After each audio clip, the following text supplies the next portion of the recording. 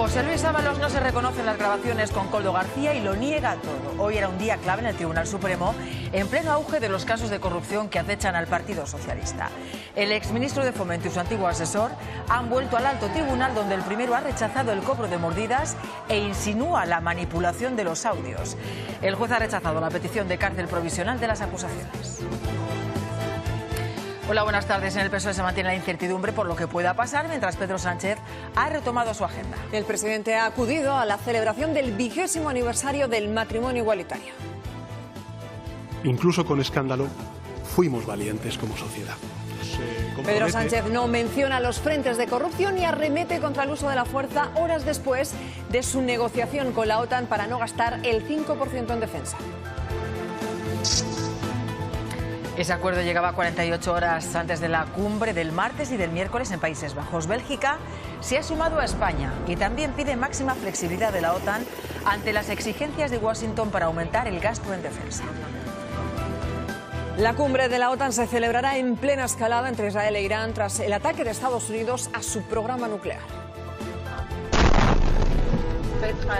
Irán respondía con una lluvia de misiles sobre ciudades israelíes del norte y el sur. El bombardeo ha sido mutuo.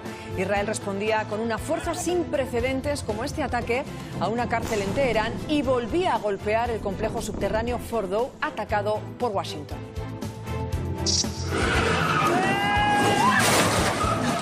Un coche se descontrola y acaba arrollando al público en una exhibición de derrapes celebrada en Galdácano. Hay 9 heridos y dudas sobre el tipo de protecciones instaladas para pruebas como estas tan cerca de los vehículos.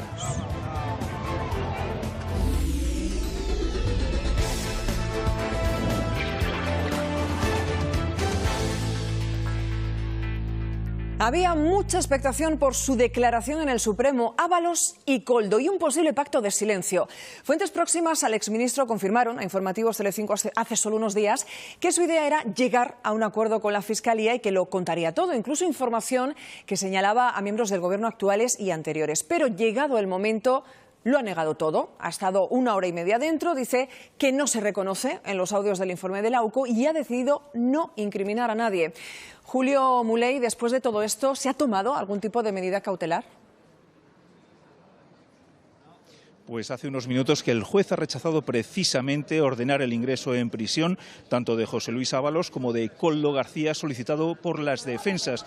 El magistrado ha considerado que es suficiente mantener las medidas cautelares actuales, es decir, personaciones de cada 15 días y también la retirada de pasaporte y la prohibición de abandonar el territorio nacional. Esto ha ocurrido después de una declaración de José Luis Ábalos, como decís, que ha durado apenas hora y media, en la que, lejos de llegar a un acuerdo con la Fiscalía, tal y como habían anunciado a finales de semana, lo que ha hecho ha sido insistir en su inocencia y no incriminar a nadie. José Luis Ábalos ha llegado al Supremo con la incógnita sobre cuál iba a ser su estrategia.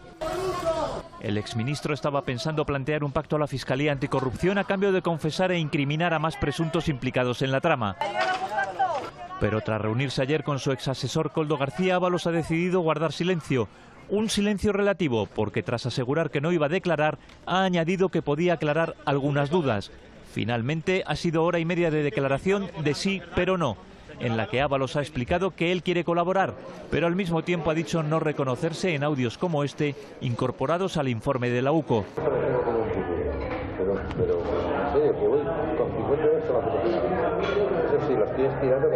Ábalos ha llegado a sugerir que estas grabaciones que hizo Koldo pueden estar manipuladas porque no reconoce su voz en unas o el contenido de otras. No ha querido implicar a nadie, llegando a decir que Santos Cerdán no tenía ninguna influencia en las adjudicaciones, pero él tampoco. El exministro ha mantenido la misma versión que defendió en su primera declaración el pasado mes de diciembre. Porque yo nunca entré en la gestión de carreteras. Como ese 12 de diciembre, dice que nunca ha cobrado mordidas porque él no decidía las adjudicaciones. Ábalos ha salido del Supremo con las mismas medidas cautelares que tenía vigentes. El juez ha desestimado la petición de prisión provisional que pedían las acusaciones populares. Pues después de Ábalos ha entrado en el Supremo Koldo. Ambos se reunieron ayer, pocas horas antes de que compareciera ante el juez. Nada ha trascendido de un encuentro que tenía lugar en pleno diseño de las estrategias de sus respectivos abogados defensores. Hoy Koldo ha guardado silencio y ha intentado conseguir un aplazamiento de su declaración. Volvemos contigo, Julio. Sí, ha pedido que se aplace la declaración, el juez se lo ha denegado e incluso le ha amenazado con que si no llegaba hasta este Tribunal Supremo tomaría algún tipo de medida cautelar contra él. Después ha llegado Koldo a las 12 de la mañana, tan solo ha estado ante el juez durante 20 minutos en los que se ha negado a declarar, no ha manifestado absolutamente nada y en estos momentos Koldo García se encuentra en el interior del Tribunal Supremo a la espera de salir. Está esperando que un taxi llegue hasta aquí para recogerle. Dentro de su declaración, lo que sí ha pedido las acusaciones populares, al igual que con Ábalos, es la prisión provisional contra él, algo que el juez también ha denegado. Koldo y Ábalos se conocen desde hace muchos años, han sido estrechos colaboradores y amigos, hasta que la investigación la que han destapado sus actuaciones conjuntas. Los audios grabados por el propio Koldo han dinamitado una amistad que parecía inquebrantable. Se conocieron cuando Koldo era concejal socialista de su pueblo natal. Poco a poco comenzó a ganarse la confianza de Ábalos hasta convertirse en su sombra. Donde estaba uno, estaba el otro. Cuando el PSOE llegó a la Moncloa, Ábalos se convirtió en ministro. Decidió nombrar a su hombre de confianza su asesor principal. Aunque más allá de lo profesional, compartían una profunda amistad. Era el hombre de su vida, llegó a decirle Koldo. Yo contigo lo que quieras, aquí en el mundo. De verdad. Para mí vas a ser siempre el hombre de mi cama, que me has conseguido muchísimas cosas que no ha conseguido nadie. Las cosas comenzaron a torcerse cuando comienza el caso Koldo en 2024. Con Ábalos ya fuera del gobierno, ambos son llamados a declarar al Tribunal Supremo. Pacto de no agresión. Se siguen protegiendo. Él dijo la verdad y yo voy a decir la verdad también. Sus versiones ante el juez coinciden. No hubo irregularidades ni amaños en contratos públicos, dijeron. No. Nunca. No. No participé en nada. Koldo García no tenía por qué meterse en eso. La causa continúa y todo estalla por los aires cuando el último informe de la UCO sale a la luz. ¿Cómo pasa? Guarda todo. Sí, señor.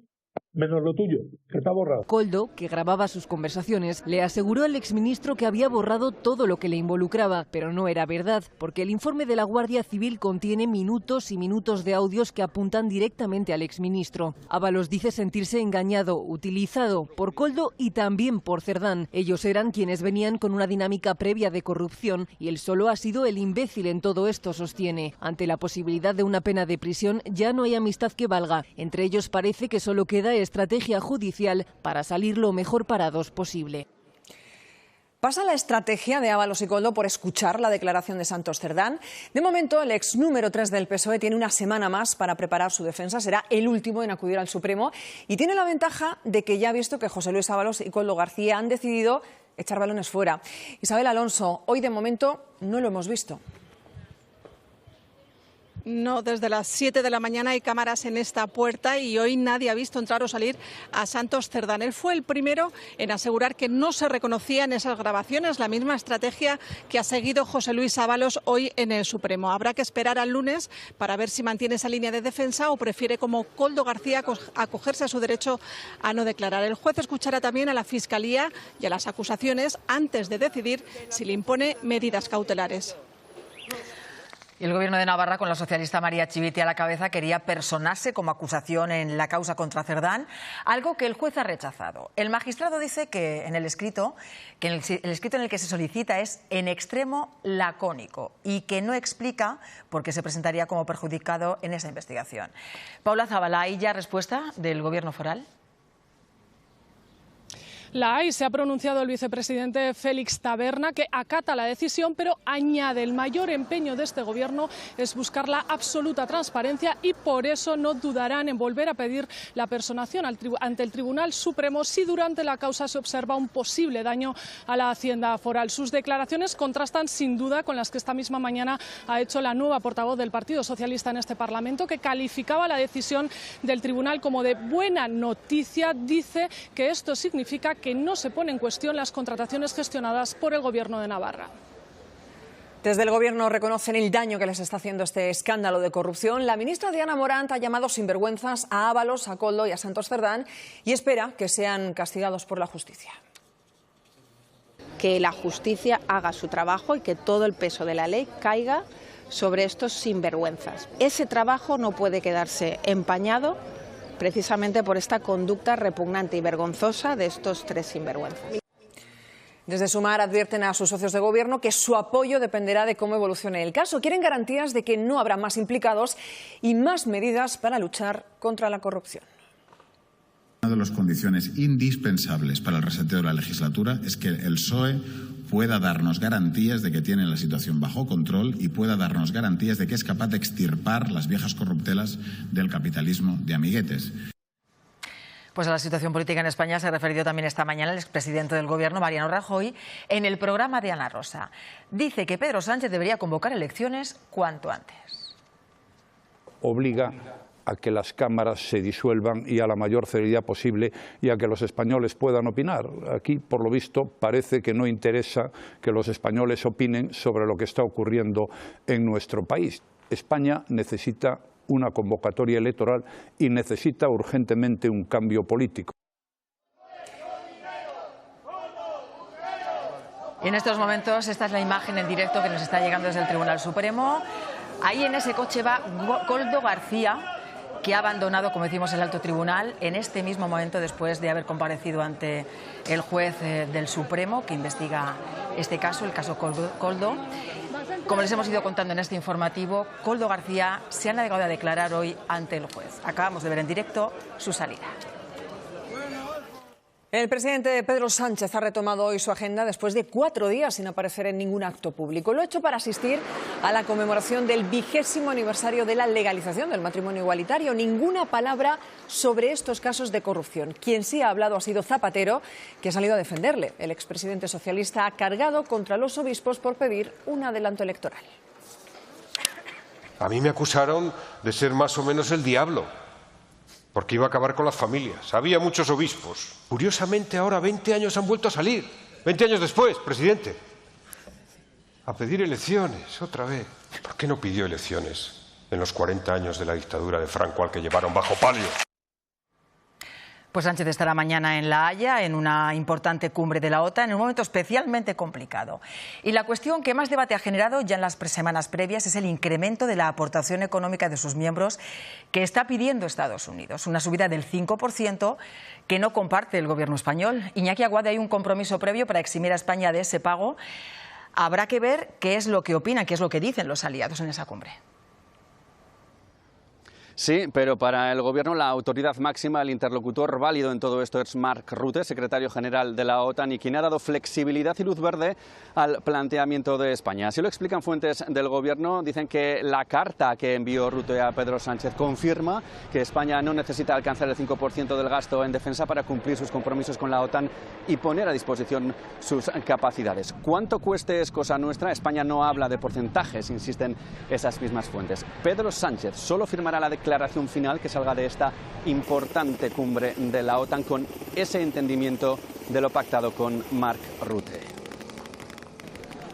Comienza una cumbre trascendental en un momento geopolítico trascendental y la posición de España la desvelaba el presidente. Como país soberano elegimos no hacerlo. España se desmarca y dice no al 5% del PIB en gasto militar, pero llega a un acuerdo para que la cumbre no fracase.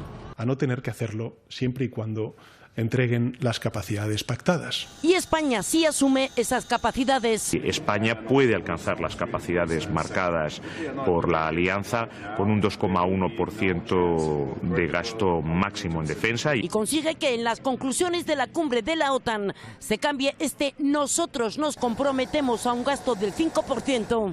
A los aliados se comprometen y con ese tecnicismo nos agarramos a la flexibilidad. Un engaño más, que no sabemos cuáles son sus consecuencias, que esto es una decisión del señor Sánchez, no de España. A mí no me vincula. Ahora falta comprobar la reacción de los aliados y también y sobre todo la reacción de Donald Trump.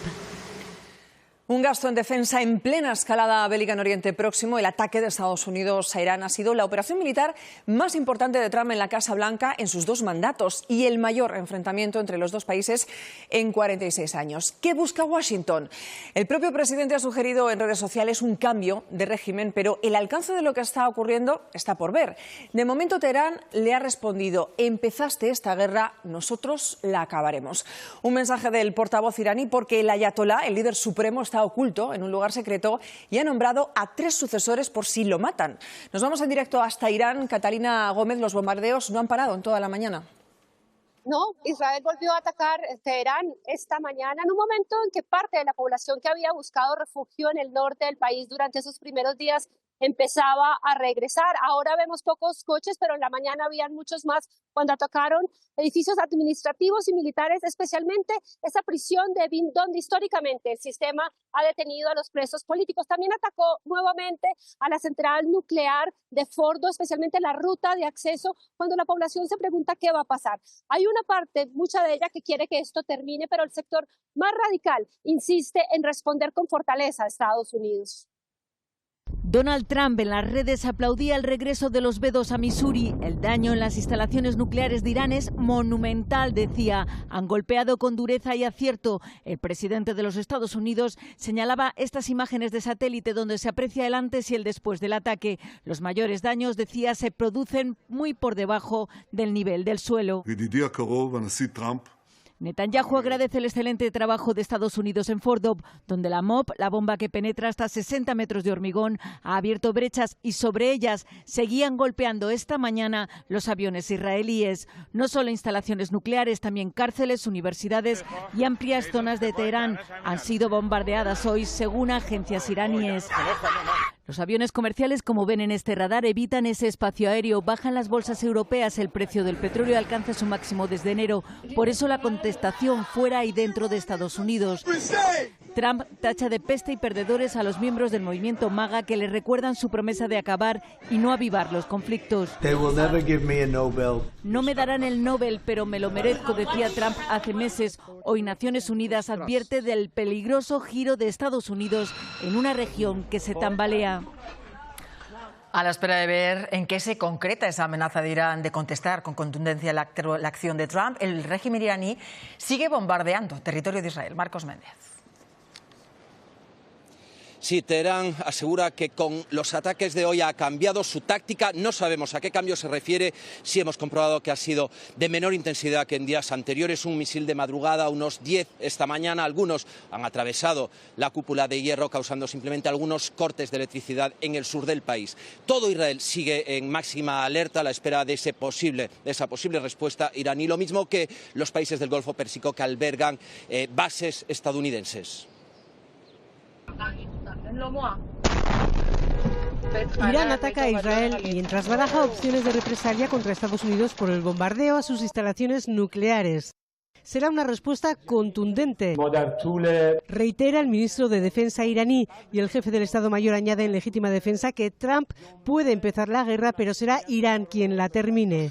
Ni una reacción de momento del líder supremo, el ayatolá Jamenei, en silencio, escondido y supuestamente bien localizado por el enemigo. En esta cuenta atrás, los posibles objetivos de Irán serían bases militares estadounidenses en países vecinos, atentados o el cierre del estrecho de Hormuz. El Parlamento de Teherán pide a gritos salir del Tratado de No Proliferación Nuclear y abandonar, por tanto, el compromiso de no desarrollar una bomba nuclear. En este compás de espera, el presidente Vladimir Putin ha recibido en Moscú al ministro iraní de Exteriores. El ataque de Estados Unidos a Irán, ha dicho Putin, no tiene base ni justificación. Para Irán, esta postura es estar en el lado correcto de la historia. Bueno, el mundo entero está pendiente de esa zona, pero ¿por qué preocupa tanto el posible cierre del estrecho de Hormuz? Arantxa Morales. Pues Ángeles, porque es una ruta clave para el comercio. Por el estrecho de Hormuz navega el 20% del petróleo y el 30% del gas que se exporta a nivel mundial. Más de 16 millones de barriles diarios procedentes de Irán, pero también del resto de los mayores productores de crudo de todo el planeta. ¿Qué supondría su bloqueo? Pues en primer lugar la subida de los precios de los carburantes, por tanto de los transportes y de la cesta de la compra. Además, llevaría inestabilidad a los mercados con la consiguiente subida de los tipos de interés.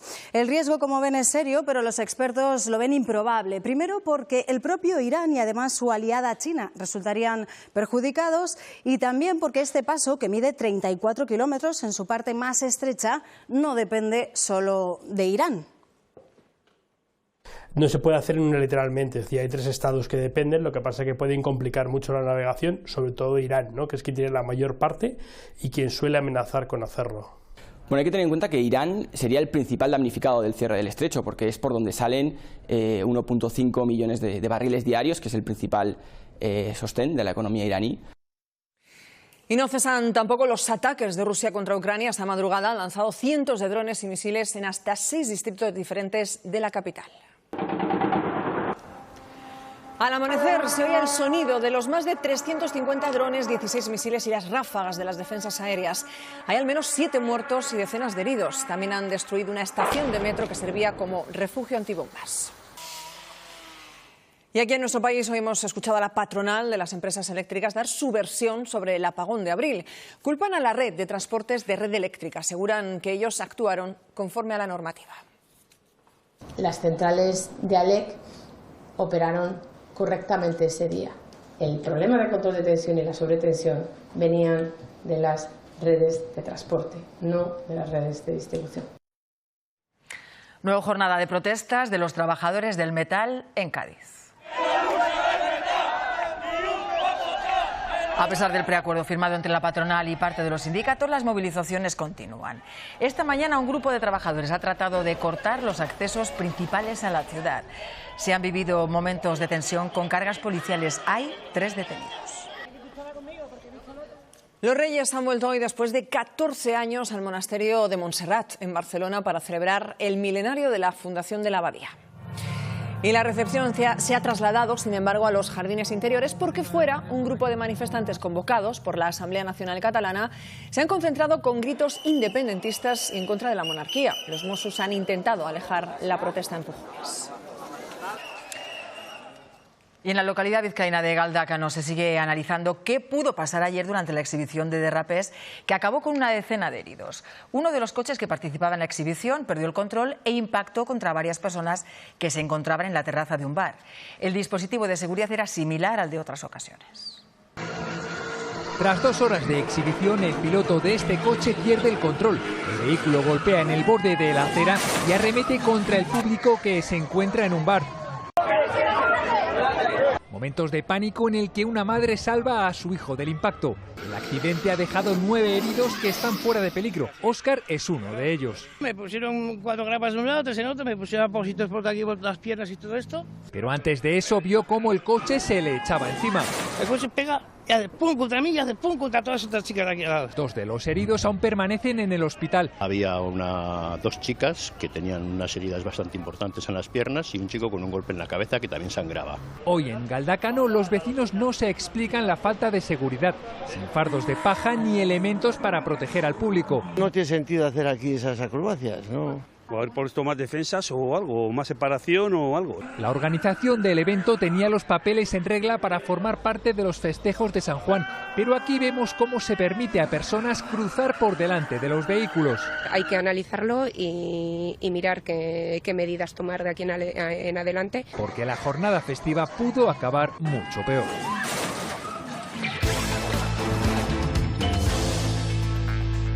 Bueno, no se pierdan ahora la espectacular tormenta que ha caído esta madrugada en la provincia de Huelva. Eduardo Avión, que tú estás aquí conmigo, vamos a ver que esto es uno de los muchos rayos que cayeron. Fueron hasta 5 litros por metro cuadrado, que no sé si es mucho, tú nos lo dirás, pero es un anticipo de esta dana que vamos a vivir en las próximas horas. Cuéntanos. Así es, Isa, desde las primeras tormentas que empezaban a gestarse ya tenemos una dana, la responsable ubicada al oeste de la península ibérica, que está favoreciendo que ya aparezcan estas primeras tormentas. De hecho, a estas horas ya las tenemos en puntos de Castilla y León, Extremadura, en el sistema ibérico. Atención esta tarde-noche en puntos del norte y mañana cuando tendremos esa dana más cerca y veíamos esas manchas amarillas. Desde primeras horas ya aparecerán las tormentas en puntos del oeste de Andalucía, en Extremadura, y mañana por la tarde-noche atención también a la Comunidad de Madrid y al extremo norte, donde de nuevo pueden ser localmente intensas. El miércoles es el último día de inestabilidad, todavía algunas tormentas residuales en el norte, pero el miércoles ya hablaremos de un tiempo mucho más estable en el resto del país. Gracias, Eduardo. Bueno, una dana, unas lluvias que van a hacer que bajen algo las temperaturas, pero esta sensación de calor, de bochorno, no se va a ir tan fácil. De hecho, nos vamos a ir hasta Huelva, hasta allí, porque queremos saber las primeras consecuencias de esa dana. Rocío Martínez. Sí, pues ya lo acabáis de ver. Esta madrugada hemos tenido los primeros chaparrones en el sur, acompañados en algunos casos de importantísimas tormentas eléctricas. Y hasta ahora en la provincia de Huelva, como veis, ya ha salido el sol, pero sí que notamos ese importante descenso térmico de casi 10 grados. Aquí, por ejemplo, en Matalascañas, hoy no subiremos de los 30 grados. También van a bajar las mínimas y además mañana se esperan más lluvias que seguirán bajando las temperaturas. Un alivio térmico que permite estar agradablemente en la calle a estas horas, algo impensable la semana pasada, pero aprovéchenlo, será muy breve. El próximo jueves vuelven a subir las temperaturas.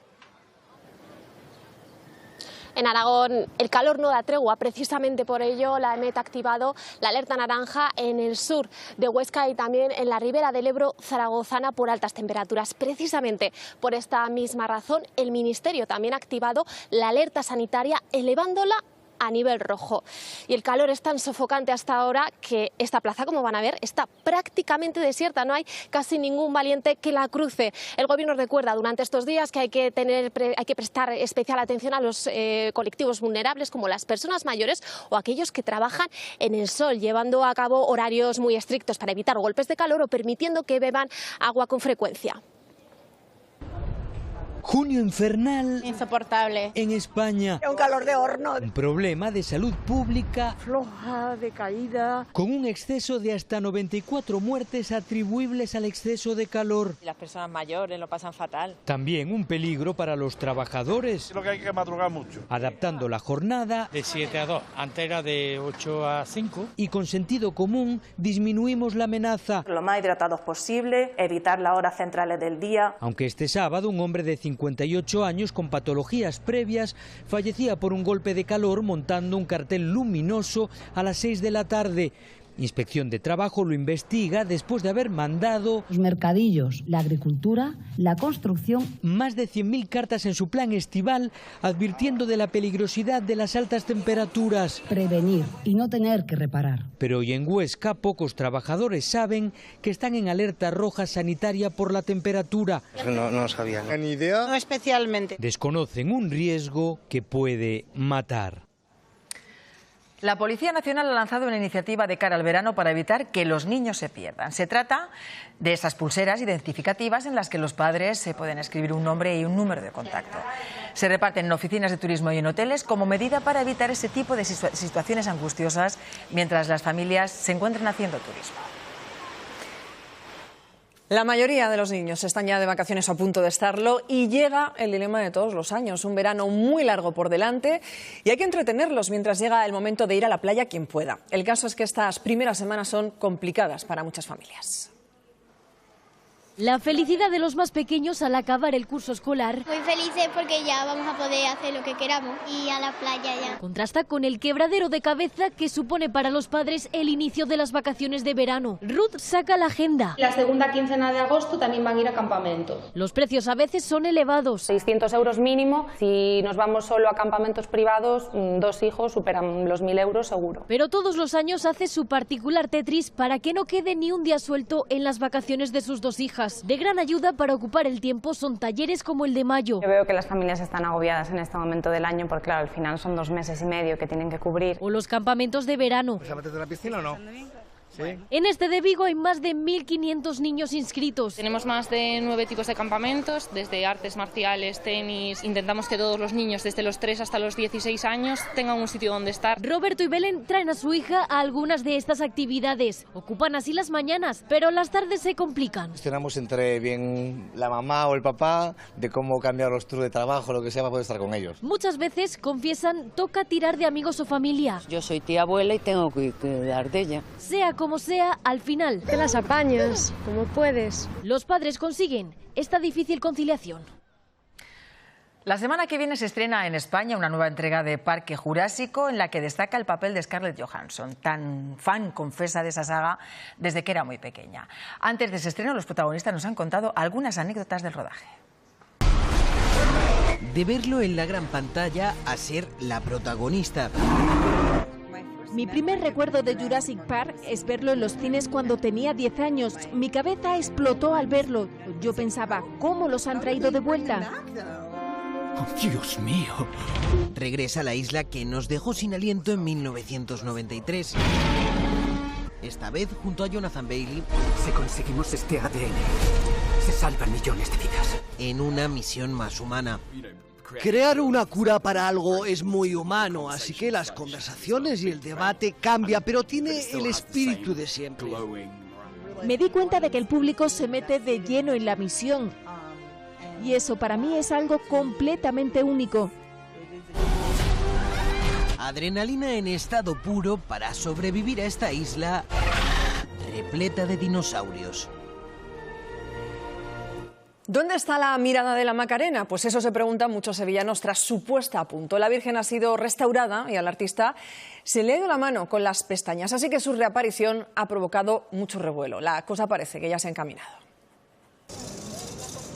Hoy todos los devotos quieren comprobar si les han devuelto a su auténtica Macarena. El sábado, cuando la vieron, se quedaron de piedra. Yo cuando la vi por primera vez dije, con la carita de otra, pobrecita. Y la Virgen que está ahí es ella, pero no tiene su cara. Supuestamente iba a ser una leve limpieza de cara para paliar el deterioro ocasionado por el humo de las velas, pero la restauración ha indignado a los fieles. Eso, el ojo izquierdo está caído. Yo entiendo que las pestañas simplemente un giro puede hacer ese cambio. Ante tal revuelo, con urgencia y nocturnidad, le han recortado primero las polémicas y frondosas pestañas. Después le han devuelto el tono rojizo a las mejillas. Ya sí, ya sí. No sé, muy emocionada. Le han dado otro estilo de pintar. Algunos tienen poca fe en el arreglo. Una de las características de la Macarena es esa ambivalencia entre la risa y la pena, y ahora mismo destaca más la pena que la risa. Porque hasta ahora lo que se ha hecho son intervenciones puntuales que no llegan a solventar toda la problemática. Estatal de manifestación y que el barrio pida explicaciones de lo que han hecho. Veremos si se restaura la paz.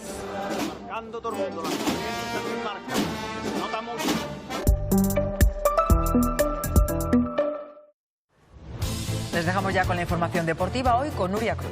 Esta noche más noticias con Carlos Franganillo. Pasen una feliz tarde. Hasta mañana.